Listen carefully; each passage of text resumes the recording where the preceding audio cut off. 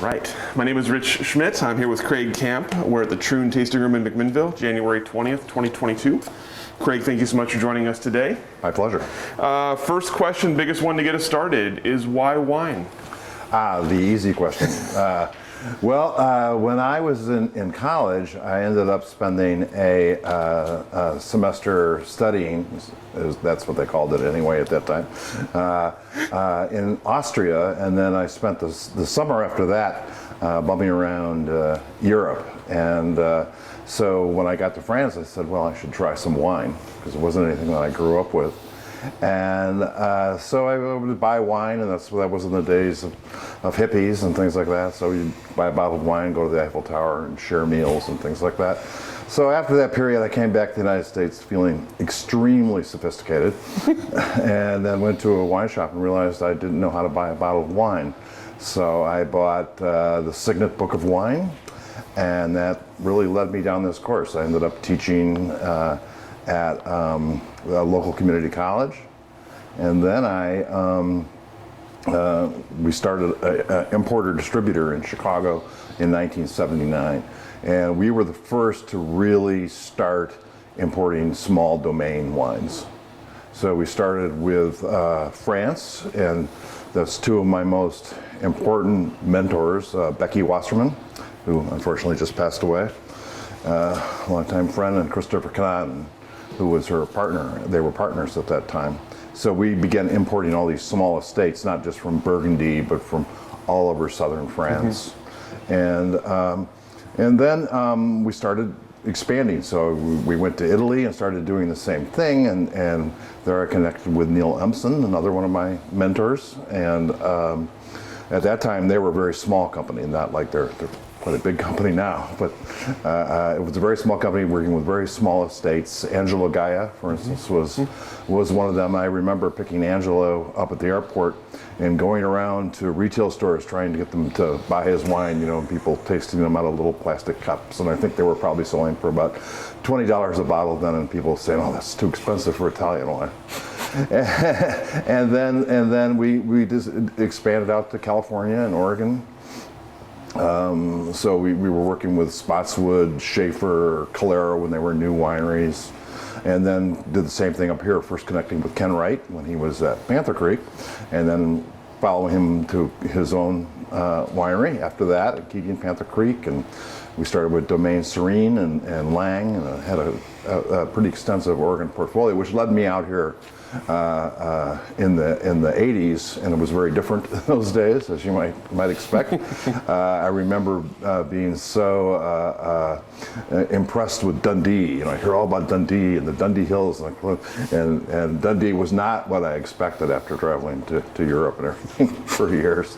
So we built up this really extensive portfolio, and during that time, I spent a lot of time going to wineries during harvest, various parts of the world, and then after 20 years, we sold that company. My partner wanted to get out, and I didn't have enough money to buy it out because it had gotten quite successful by then, and it was purchased by Paterno.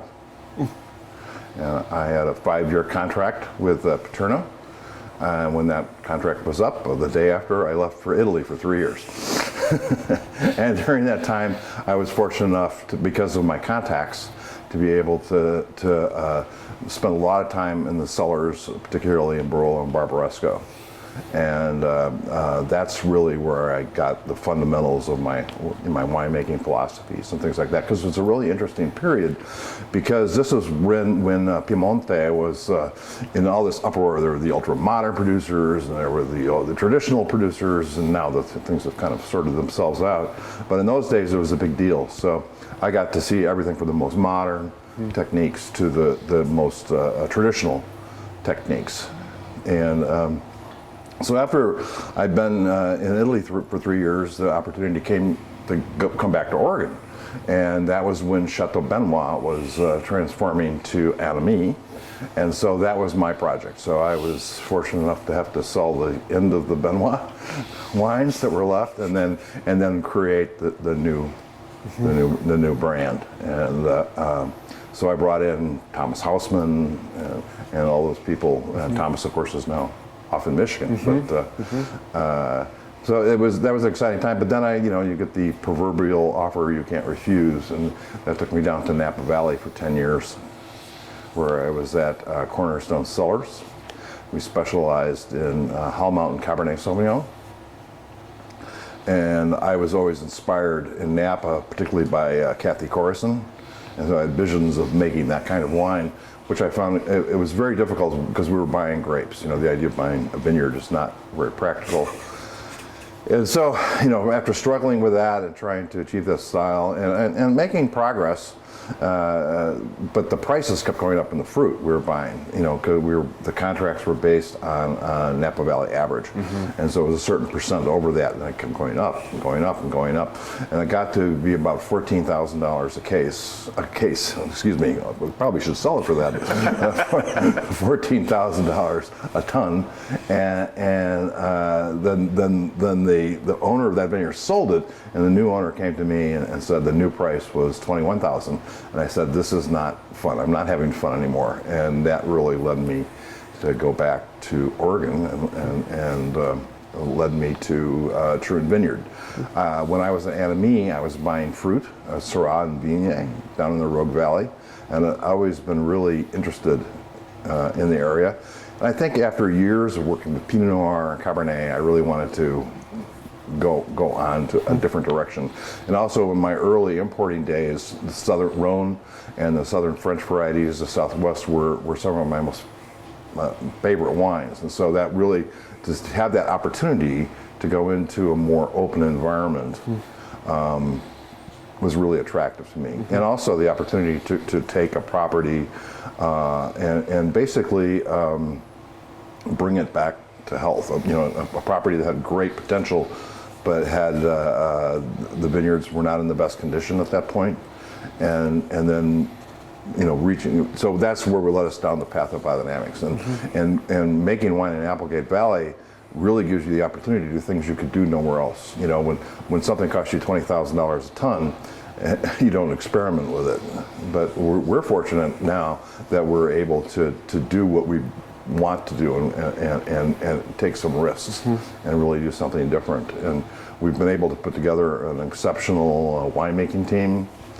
Nate Wall is our winemaker, and Garrett Long is our director of agriculture. And the level of experience that they have and the vision that we have and the ability to work as a team has really taken Troon from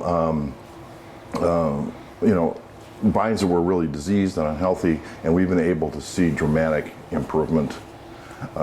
We also realized we had to replant the entire vineyard, but that's that's another bit of the project. So Troon, of course, is an historic vineyard, going back to Dick Troon in 1972, and it sort of had, like most things that have been around for a long time, it was several owners and several generations working within that context. So I don't know if they'd ever really gotten focused down on what they wanted to do. They did a lot of things. There were so many grape varieties that were planted that it was really, but again, that's normal in a emerging region. You're going to experiment. You're going to see vineyards like that just have all sorts of different varieties, different spacing in the vineyard, and things like that. So it's been it's really been a rewarding experience. But the whole thing is around building that team that can then achieve the goal. You've got to have the raw materials, obviously. The vineyard obviously had great potential, but by applying these new strategies and farming strategies and professional talent, we've been able to really recreate. I call it a complete rebirth. I think there are 3 of us that were here in 2016 before the current owners came in. The current owners are Dr. Brian and Denise White. They live in Arlington, Texas, and go back and forth. And they have been, obviously this was a significant investment, and they have been totally committed to this recreation of this vineyard and this brand.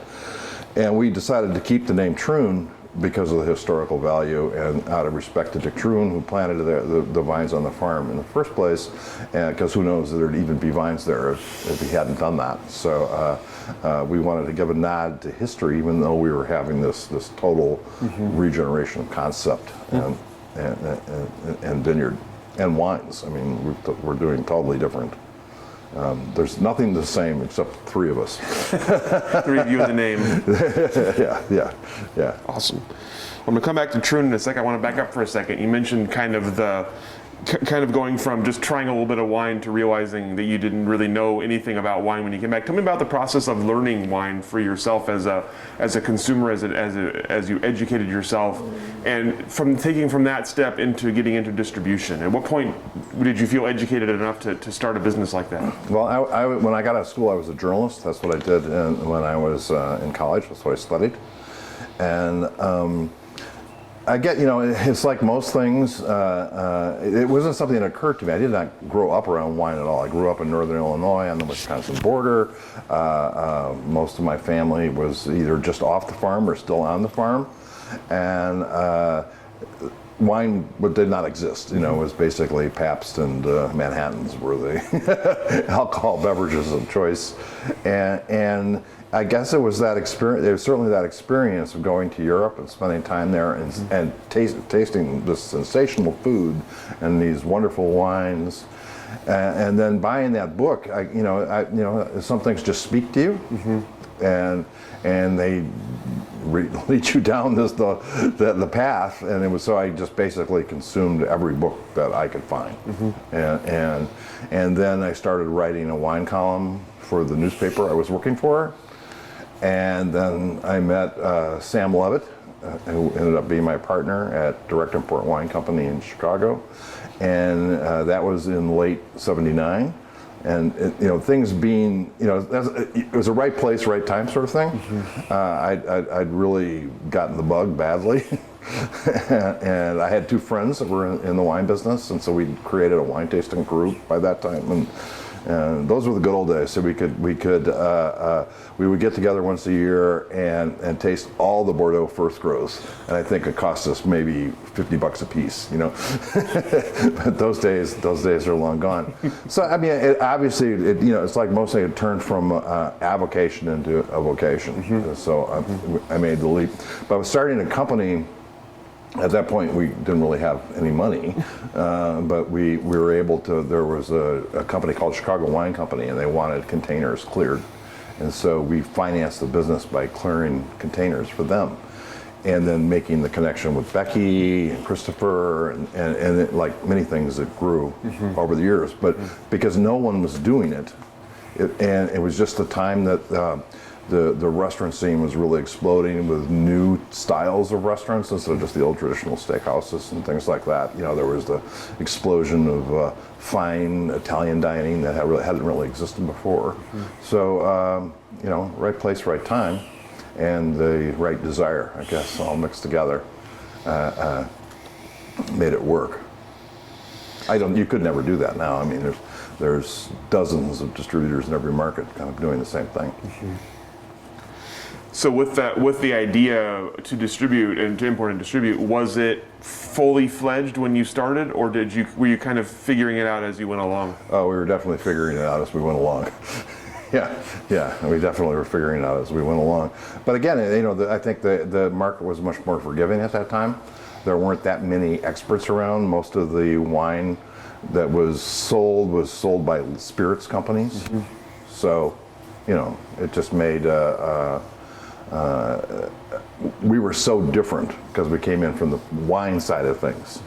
And I still remember I went to my first sales meeting at Union Liquor Company, and the guy in front of me had put on a bozo outfit.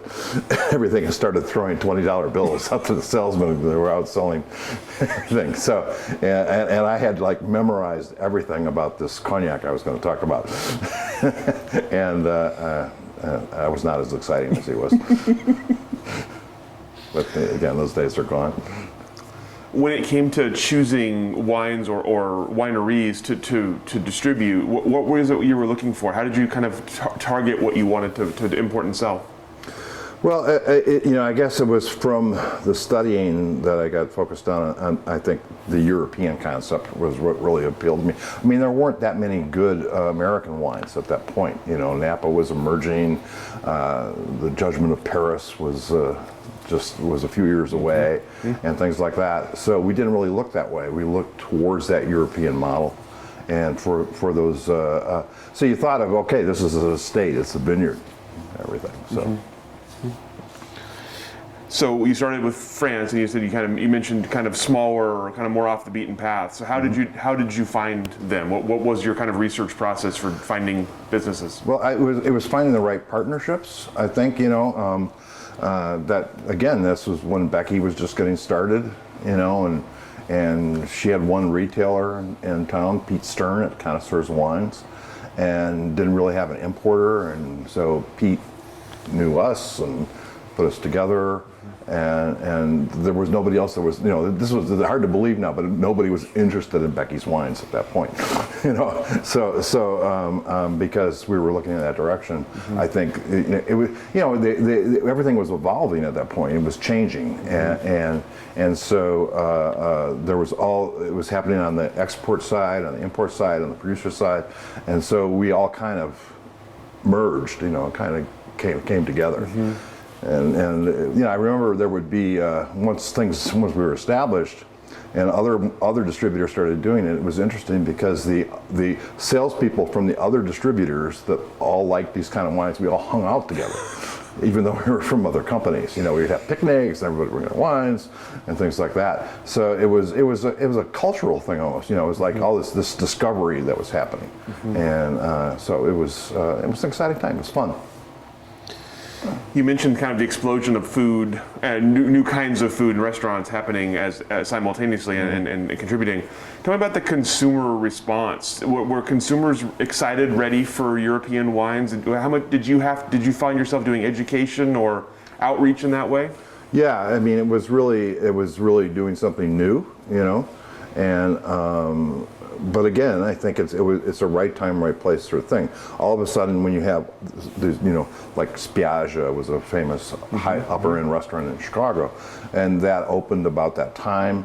And then all of a sudden, you're seeing a type of Italian dining. It was totally different. For instance, obviously Chicago was very Italian American. So spaghetti and meatballs and things like that.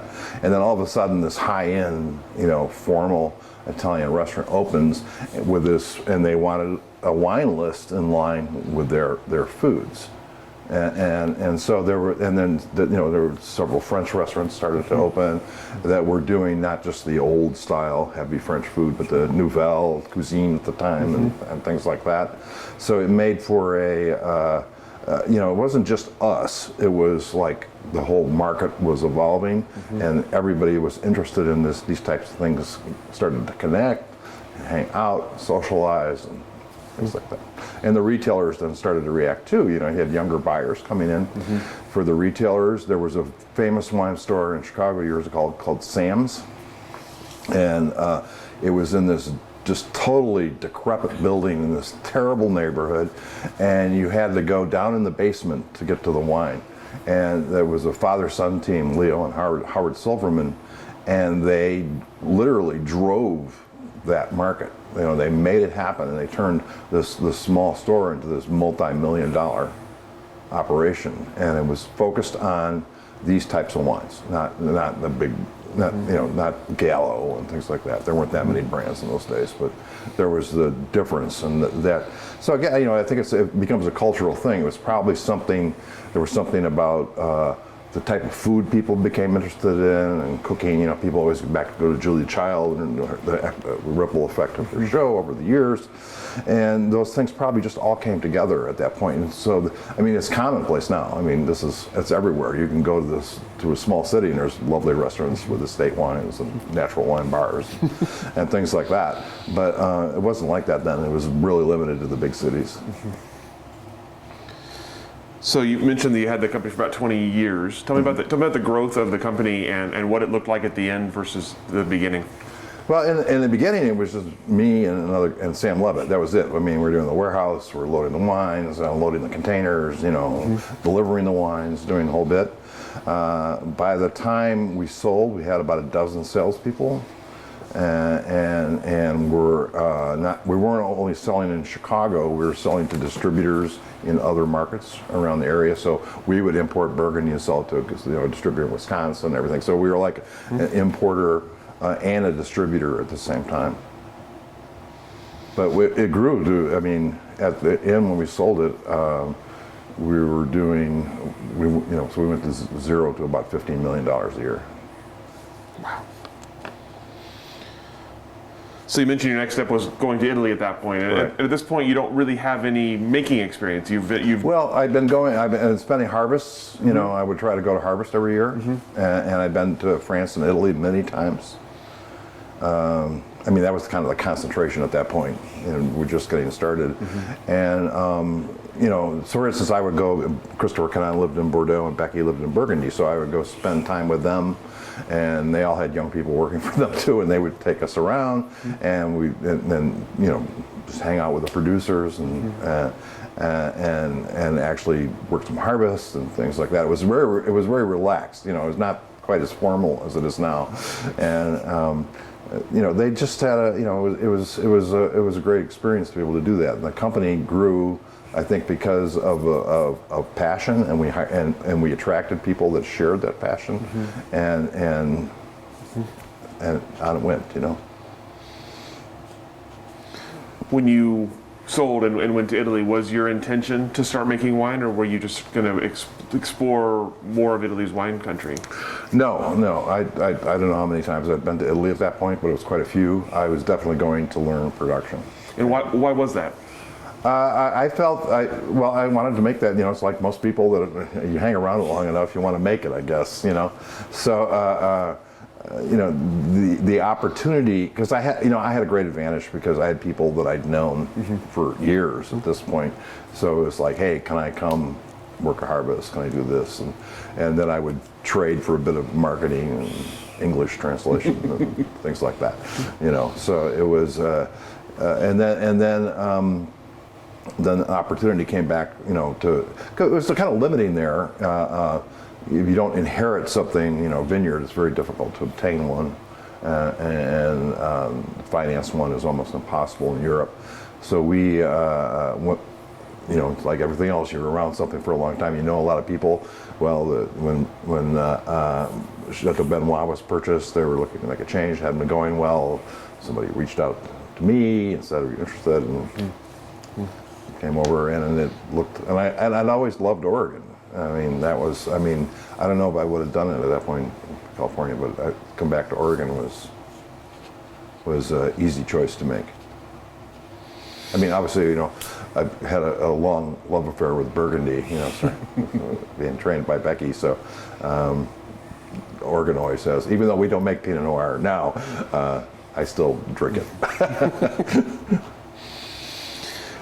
So your first time, before we get back to Oregon, your first time really in the production process and really kind of learning it, tell me about what appealed to you about it and what made you want to keep doing wine production. Well, at that point I was probably starting late. Most people would start it earlier in their lives.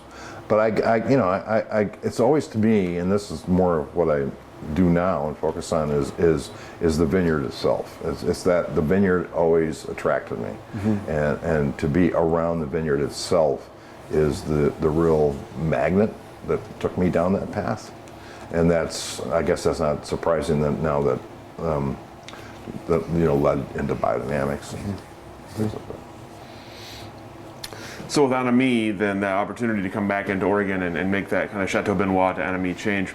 Tell me about the situation that you came into, you found yourself in when you were hired, and what was the first step you had to do, or the first year on the job like?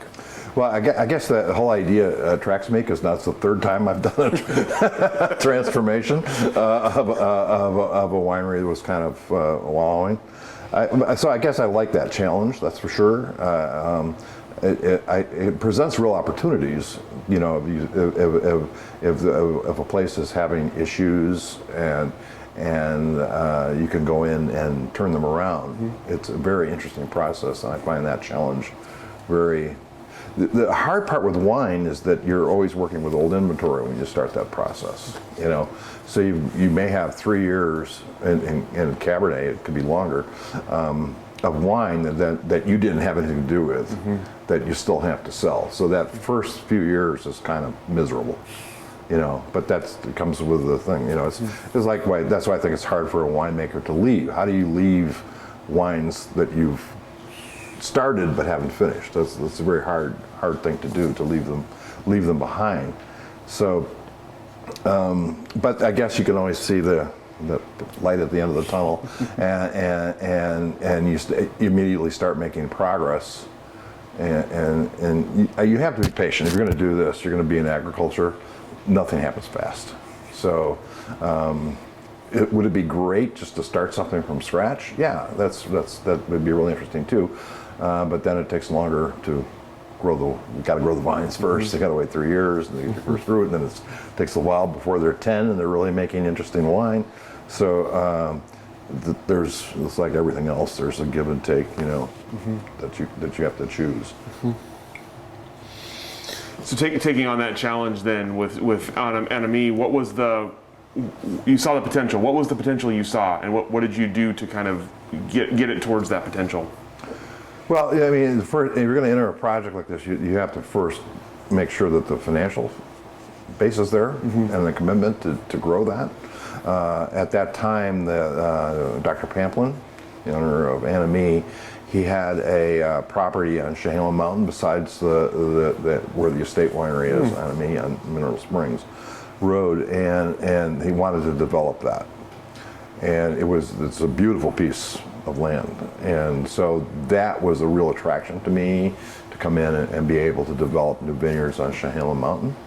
Obviously, he had the resources to be able to do that, and he already owned the land. And it was pretty much a blank slate at the time. They still had the Benoit label was still there. The first NME labels were just starting to come out.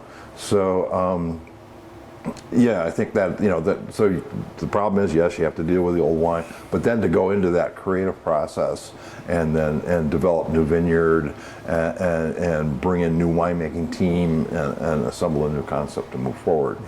So you see progress. It's maybe harder for the consumer to see that right away, but you're seeing it relatively quickly. So I think that balances off the old inventory issues. Depends how much old inventory there is.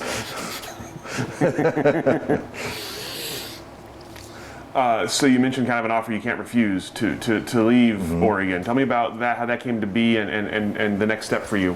Well, again, there was people and people know you, and Cornerstone Cellars, they were transitioning and really wanted to go on to the next level. They were very small at that point.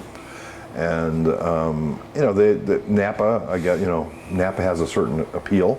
I've been there many times and worked with Spotswood and Schaefer and those wineries as a distributor. So I guess I just saw here's another challenge, another step to take, and to kind of complete. So Pinot Noir, Cabernet, I worked with them, and before that with Nebbiolo, so kind of the holy grail of grapes that I like. And Napa is a affluent place, so it was a challenge and an experience, and I guess that's going through those things is probably what led me back to Troon, is trying to avoid get into a more open, creative type situation. Napa, you got to make cab. Applegate, you can pretty much make whatever you want. Tell me about the again with the kind of the what did you come into at Cornerstone? What did you see, and what was the potential that you saw there? What was the goal they were trying to reach, and how did you see getting there? Well, they had they needed new contracts on Hall Mountain, which was their specialty. So I had experience in developing that, and they just hired a superstar winemaker, Celia Welch, and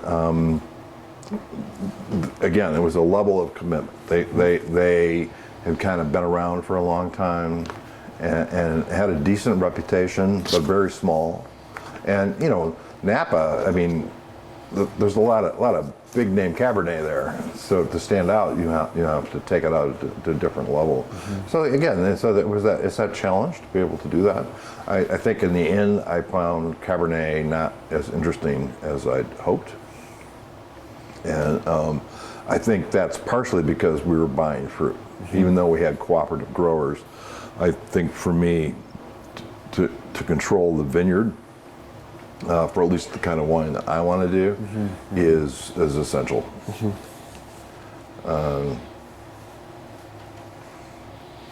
mean, that's basically what I spend most of my time on, is vineyard and farming decisions. So I'm curious, at this point in the process, when you came into production, you started doing production, you've been in a few different spots, you're doing vineyard work, you're doing production work.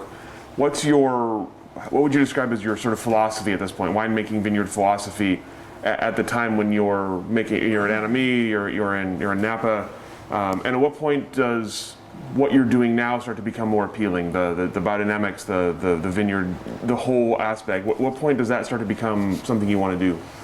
Well, I got to see people farm in a lot of different ways, and over time, you start to connect the way they're farming with the wines that you like. And I think it was just that process of it's building that database in your brain. Oh, this connects with this. This connects with this. Well, why do I like this wine all the time? Well. So I would say my biggest inspiration was Michel Lafarge and Volnay, as far as moving and opening my mind to the potential of biodynamics.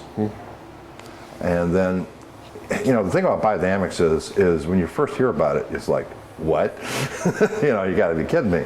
And then you keep picking up about, say, this wine's great, and you look at it, and it's biodynamic. And after enough time, you say, okay, I got to look into this, and then you find out, you find out it's so much different.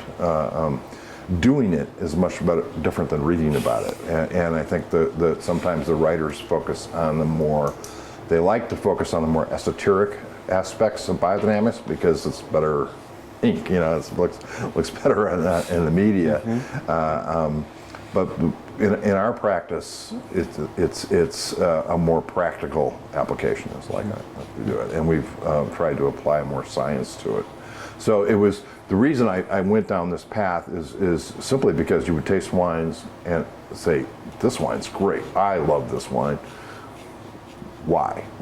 And then going to the producer, and then you start to connect the dots, and eventually you kind of, I guess, everyone patches together their own philosophy. Mine would be focused on is that, it's all about healthy plants. If you have a healthy plant and a natural system that's operating, so a natural system in the soil that makes the natural system of the plant work as it's designed to, that you're going to get higher quality fruit with more personality and more expressive and more individuality. That to me is the key. Is you want to, there's this, there's the macroclimate, the mesoclimate, the microclimate, and all these things together. How do they all interact to create a wine with this variety in this location, and why? And what I've discovered, just from, in my opinion, is that the most important thing is a healthy soil. And if you have a healthy soil, the plant will react. So most of what we do now, I say, is focused on soil health. And I think you're going to meet Garrett along. Garrett has a master's in soil science from Davis, and not many wineries would bring that in. But for us, that's the key. That's the key. If you have a healthy soil, vines are pretty durable plants. That if you have a healthy soil and allow these natural systems to work, you're going to create a individualistic wine that relates to where it's grown. So when you found Troon, or when Troon found you, and you started to talk, was that something that they had that was in mind already, or is that something you were bringing to the table? No, well, Troon. When I came to Troon, it was I'd kind of had enough in Napa.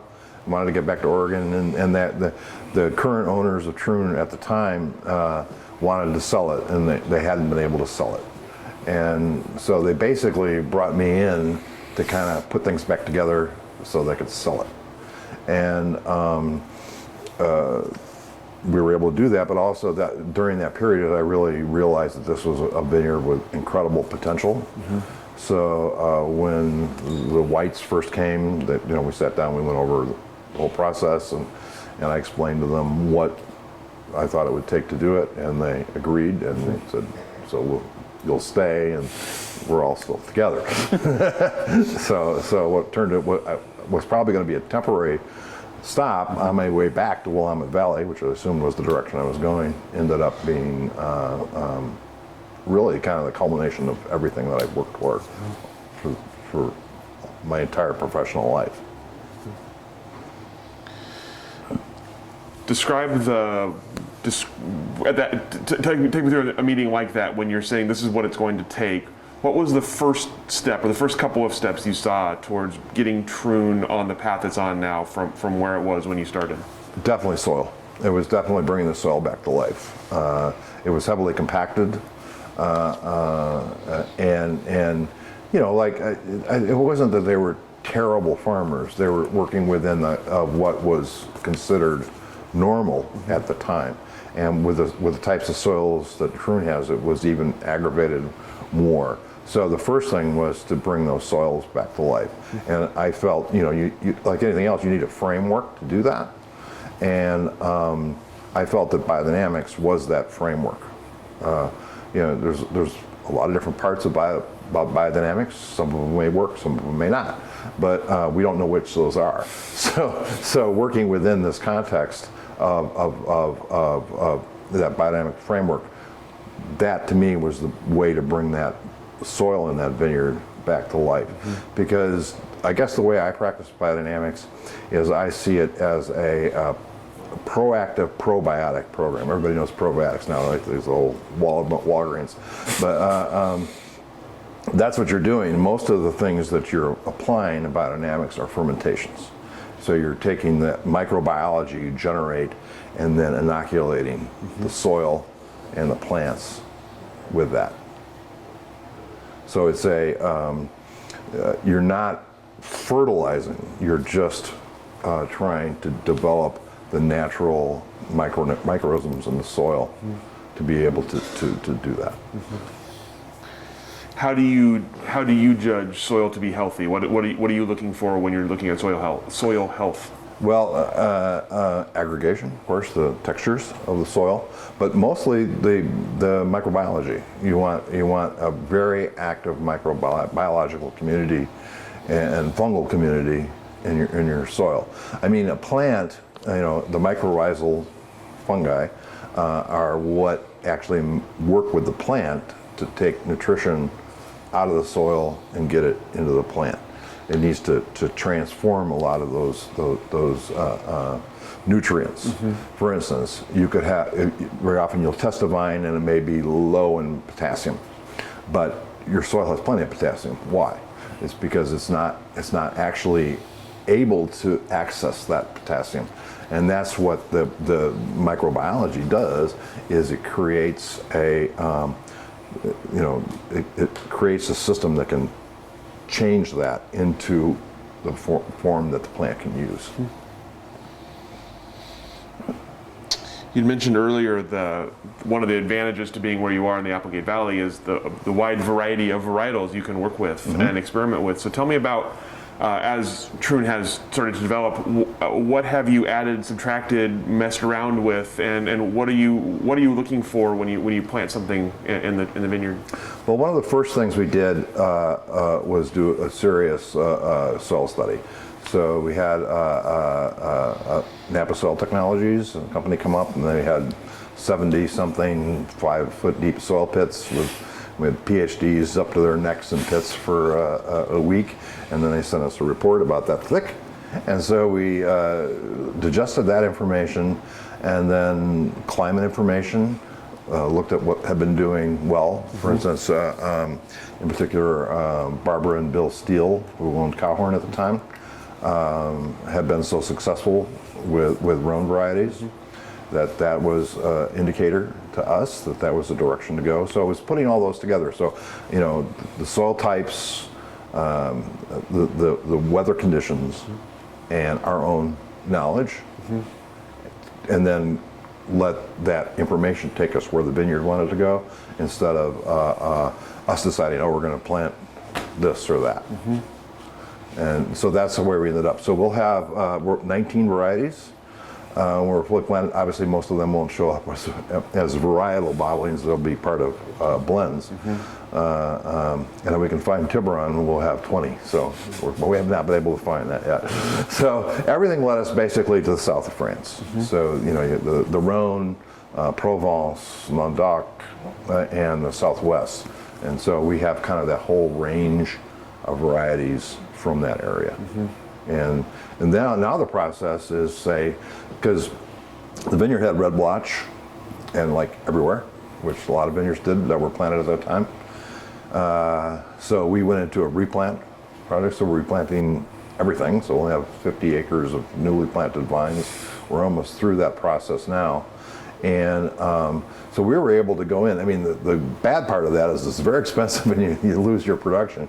But the good part, of course, is you can come in and then really dial down where you're going to plant what on what rootstock, and then develop that process. So we're about 3/4 of the way through that process now. And it's been interesting because as you go through it, you change your mind too. It's like all of a sudden you get to know the vineyard a little better and say, well, this is a little wetter over here than we thought. So we're going to switch this around. We're going to have white grapes here and red grapes up here and things like that. So it's an evolutionary process, but that's good. I mean, that's good. So because the amount of time, effort, and expertise we're applying to it is a luxury, actually, that you don't often get. And the ability to, like, obviously in Willamette Valley, there's a strong, not pressure, but a reason to plant Pinot Noir because it's famous for Pinot Noir. Well, Applegate Valley wasn't famous for anything in particular. So we were able to go and say, okay, this is what the vineyard and this climate wants to do. So that's been incredibly exciting and rewarding to do. And now we're seeing the results of some of the first plantings already, and the health of these new young vines and how they like it. We're there. Right. When it comes to the vineyard, you mentioned 50 acres of vineyard. Tell me about from your own perspective, understanding a vineyard of that size. How long does it take you to get to know the vineyard and to get the feel for what you should be doing where and what needs to be where, and at what point do you feel comfortable with being your vineyard? Well, you sometimes wonder how well you can get to know a vineyard in one generation. Because if you're making a natural wine, you're only really making that wine once in your life, because every year it's slightly different, and there's different things. So I guess that goes back to Europe. I would see these people where it's been 3-4 generations, and they grew up in the vineyard and everything. And maybe that's what it takes to actually deeply know a vineyard. Our advantage now, of course, is we have so much more science available to us, and we're able to. We're unusual, I think, and people don't think of biodynamics and science going together, but we're incredibly involved in science, in the science of what we're doing. We work with Oregon State and Linfield, actually, Linfield too, and so it's that every year you learn more, and the problem with the replant, of course, is just as soon as we get to know one of the older blocks, we tear it up and start over again. So that's but when you start from scratch like this and then plant, and you see it, it's 3 years before you even get fruit, and so you get to know the plant and how it's doing in a different way. So every year I think we improve as we get to know the soil better. Also, and just, you know, learning where we need to put a drain or something like that. You know, so it's an ongoing process because agriculture is so complicated that you know, every year you're going to find something else. And now climate is kind of a toss-up too. We don't know exactly where that's going to go. I mean, traditionally for us, spring frosts were the big problem, and now there are much less spring frost problems, but there's no more fall frost problem. So, you know, it's an ongoing process. I don't know if you ever, you know, it's like so many things in agriculture and a process. I don't know if you reach an end. You know, you just pass the baton. You know, it's like Try to keep your head above water as long as you can. Right. So at this point, with the vineyard in the shape that it's in terms of you're working at the soil, you're also doing a lot of replanting. How are you gauging progress right now? Well, I guess we're looking at it in two ways. First of all, you know, we didn't take out all the vines at once. We've been taking about 10 acres a year. And so that means we've been able to farm some of these disease blocks and actually watch them come back into a much, not, I wouldn't say healthy, but much healthier than they were. And you know, that there's a basic, I mean, like anybody else, we're looking at the petioles and the nutrition in the vine, and looking at with pressure bombs for water stress, and so you see those things start to move, and all of a sudden the vine isn't as stressed, and it's taking in more nutrients, and then of course the final thing is the chemistry of the must when it comes in, and we've seen just tremendous improvements. For instance, when I first came there, we had yans in the 70 range with some wines, which is not a really good thing for natural ferments. you know that's and then even in some of the disease blocks, we've been able to get them over 200 with no change except the farming. So you see it anyway. You see it in the plant, just in the look of the plant, but also in the actual nutritional when you take the petioles, and then in the must itself for the ferments. And that convinced me more than anything about biodynamics. So, for instance, you know, now we're going down the regenerative organic path, and we were the first in Oregon to be certified for that. And their program is a little different. You know, like USDA organic, you know, they're basically telling you what you can't do, and then biodynamics is this more proactive, probiotic program. Regenerative organic gets down, you actually have to show improvement in soil health. So you're taking soil samples and showing improved carbon sequestration, and improved organic matter in the soils, and they add to that the human pillar, as they call it. So you have to show that you're properly paying people and taking care of them, and things like that. So putting them all together, I think it makes it's an interesting process to go through the certifications, because they're different. So we have all three. So it's actually 6, because you get certified both in the winery and the vineyard. There are 2 different certifications. It's amazing. Yeah. But again, you know, it's good to have frameworks. I think this is why I would encourage anyone to get certified. Is it gives you the structure that you're working within, that then you can measure your progress.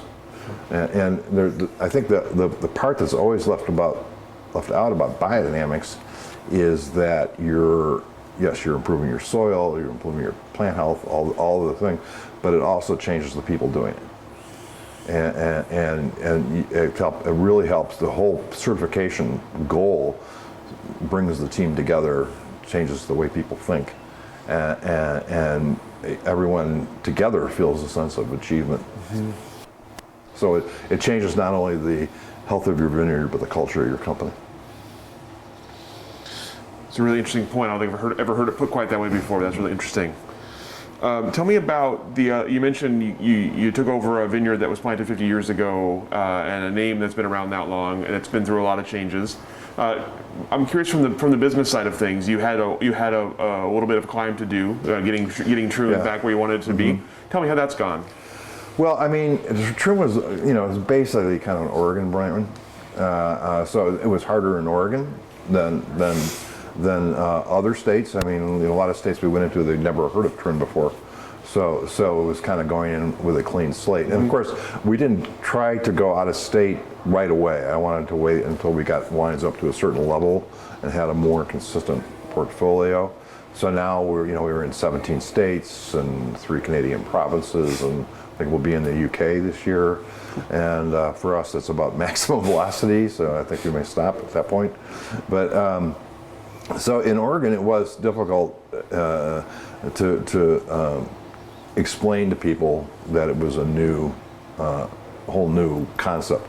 So really what we did is we waited until we had the wines we wanted, and then we changed the labels pretty dramatically, the packaging. So I kept the old package for a little while, and then immediately loved. So that's what you see up on the wall behind you there, is that new packaging, which is based on the biodynamic preparations. Things like that. There's an interesting first of all, there was the recession, and then there was COVID. It made it an easy time to get rid of wine. People wouldn't even notice it. So if I had to get rid of wine that I didn't like at a time where you could not notice it, that was a good time to do it.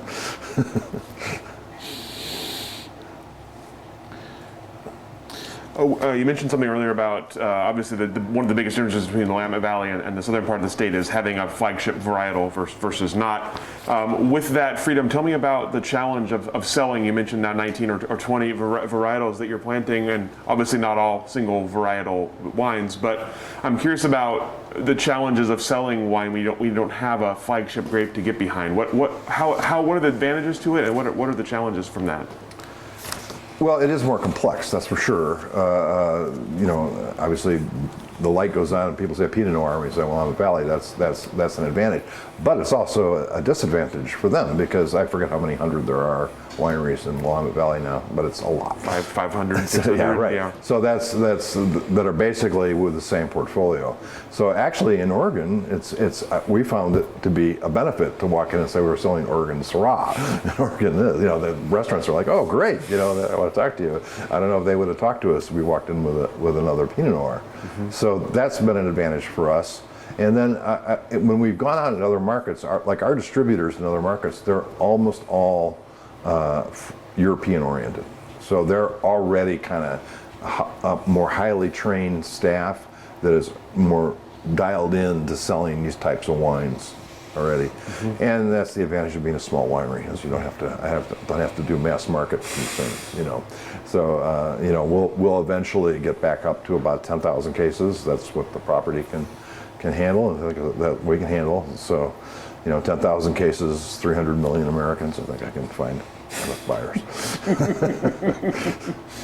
Also, the one thing about COVID has been there's been a big increase, I think, in concerns about health. And so being biodynamic and organic, I think, is an advantage in that situation.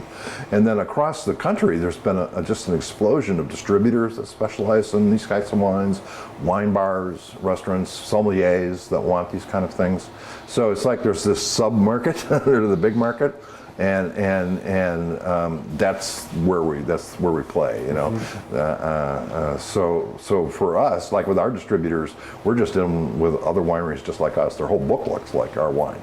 So the salespeople are ready to go, and they're obviously going to go to accounts that want to do that, sell those kind of wines. So you mentioned 10,000 cases as a kind of a goal to get back to. What else is in the future for Troon? Obviously, a lot of change rapidly for you. What's down the road? Cider. Cool. We'll certainly have about 300 French cider apple trees. I think we're up to 24 clones now. So apples are even worse than grapes. It takes almost 5 years before you get a good solid crop. So, I don't know, we're too smart in that way. But so that's a bit of our general, part of biodynamics is biodiversity. So on our farm we have the apple trees now. We'll be up to about 300. We have hay that we grow to use in our compost and for feeding livestock. we're launching a 2-acre, we call it a garden, but 2 acres is a pretty big garden, vegetable garden. So we'll have our own farm stand, and we're working with local chefs to supply biodynamic vegetables for their menu. We have chicken, sheep, lots of eggs, and we have almost 50 chickens, so chickens, that's a lot of eggs, and 2 Grand Pyrenees guard dogs, because we are in the mountains, and there are mountain lions and coyotes. So obviously, from your perspective, you've worn a lot of hats in the industry, from importer, distributor to marketing and sales and viticulture and winemaking. Tell me about, sort of looking back, are there standout moments for you, or standout either times for you or events for you that you look back on with a bigger fondness, or times in your life when you were doing a certain task that you enjoyed the most? Well, wine is a people relationship business. So I would have to say that the things that stand out in my memory over the years are directly connected to people as much as vines and things like that. My many visits with Becky Wasserman and Christopher Cannon. I was with Christopher when he was building his Spanish portfolio, and the ability to do that, and to go to Spain to watch. I think of the Novaks at Spotswood, and knowing that at the beginning, the Schaefers, things like that, the Sterlings at Iron Horse, and when these were all just new ideas, and to share those experiences with them over the years. To go to spend time with Michel Lafarge in the vineyard, Angelo Gaia, Andrea Costanti and Brunello. All these things are the things that come back to you, and that where you end up, I think, is the sum total of all those interactions and experiences, and obviously many, many, many hours of talking about it over bottles of wine. Many hours, yes. That's the whole thing about wine. I think that's so compelling, is that it's this community, and those interactions and people willing to help you. I mean, if there's anything that stands out about Oregon in particular, is how tight the community is, and everybody's willing to help everyone else. And that's a great experience. It's really strong here, but I would say even in Napa there was that. If your press broke down, your neighbor would help you. It's not as cutthroat as people might think. But it's that I suppose that's what took me down the path to begin with. Is you start, connecting with people, and that interaction, and it grows and gets deeper and deeper. You talked a bit about this earlier, about some of the changes in the national and international wine scene since you've been aware of it. But I'm curious, as you sort of look back to the beginning, what are the biggest differences on a national or global wine scale that you've seen? What are the biggest changes in the industry that you've seen, and what do you see coming next? Well, I suppose my early days in the industry, it was just so new. If you brought in a Domaine Burgundy, people were like, "What's that?" And it was exciting. And all of a sudden you had you've got an estate Italian wine. So there was that general. It was just looser, more open. And now I think it's pretty hard to come up with a totally new idea. I get a kick out of orange wines now. We make a couple, and now it's like normal. I mean, there's cooperatives in Europe making grocery store amounts of orange wine, and it's a category on wine lists.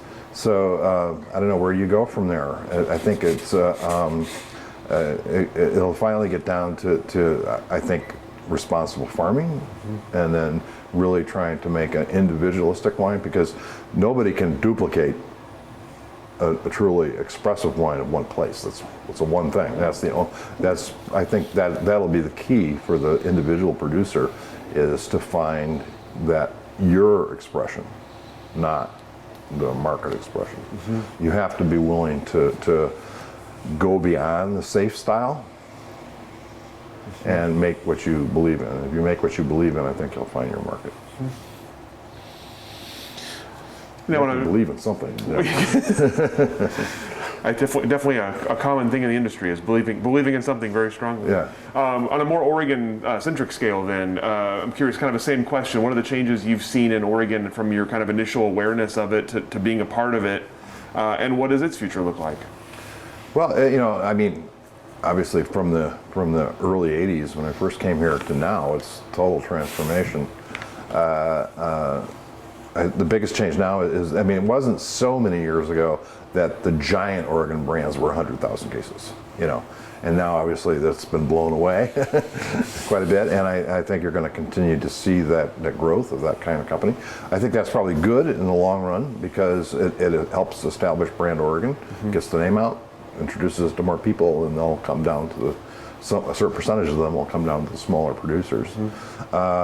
The level of professionalism, I mean, the level of farming professionalism here now is just extraordinary. It's on par with anywhere in the world. And in fact, in a lot of ways, I think it's a leader. The way biodynamics, I think, is practiced in Oregon is because it's a real practical type of biodynamics. It's not so tied to the spiritual side of it. And it's interesting when you because obviously there's a community of the biodynamic producers, and everybody is focused on I'm doing this because it's going to make my soil healthy. That's what they do. So it's and it's not like in the biodynamics everybody talks about the calendar all the time and doing by the moon, and we try to do that, but we see that more as trying to get that little extra edge of quality. I don't think that if you don't follow it exactly, you're also going to make bad wine, and then also sometimes you have to. I mean, the classic example is, you're getting ready to pick, and tomorrow is a really bad day, but the day after it's going to rain 6 inches. Any possible gain you can get by picking on a better day will be negated by the rain. So you just have to be really practical about how you pursue it and what you do.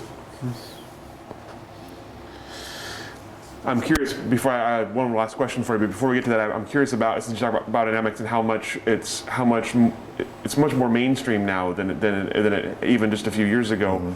I'm curious if people are still skeptical of it when you go to market with it, or when you have people in your tasting room.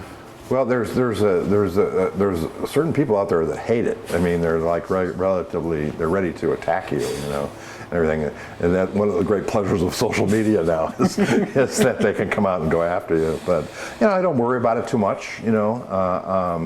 There's enough people that I don't think most people don't really know what it is. I think they think it is some sort of super organics type of thing, which I suppose it is to a certain extent. But it's like anything else. We're working within a narrow market. Within our market, it's very well known, and people seek it out. And we want to put it on our label, and because what's important is that other people start doing it. It's not, our 100-acre farm isn't going to change the world, but if we can get 1,000 more acres to do it because they like our wines, or they think they see the potential, I think that, to me, is the power of putting certification on your label. Obviously, and also it's just a way to communicate to customers that value those things.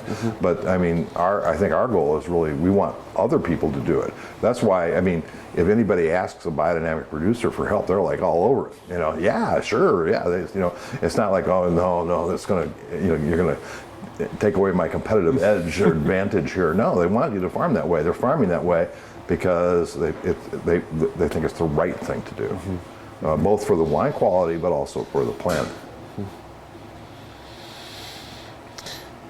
And so, for you personally, what's next? Any future plans you're looking forward to, either at Troon or in your outside of Troon that you're looking at? Well, the Troon project's going to outlast me at my age. So I think it's an interesting thing because I'm working on planting vines that people that I never met will make wine from, or never will meet. You know, I'll never taste those wines. But that's inspiring to me. The idea that you can push things out into the future like that and touch the future, at least in a small way. It makes for it makes it that much more emotional. I mean, I really want these vines to last 70, 80 years. I mean, that's our goal in the way we're planting them and the way we're farming them. And so I'm obviously not going to see that end of it, but the process of doing that and then that continuum of agriculture is, to me personally, very compelling. All right, that's all the questions that I have for you. Is there anything I didn't ask? I don't know. Anything we didn't Anything cover? I should say? I feel like you have covered so much. It's been great. It has been great. I have to agree with that. Well, thank you so much for your time Thank you. today. My pleasure. For sitting down Yeah. with us, and we'll go ahead and let you off the hook.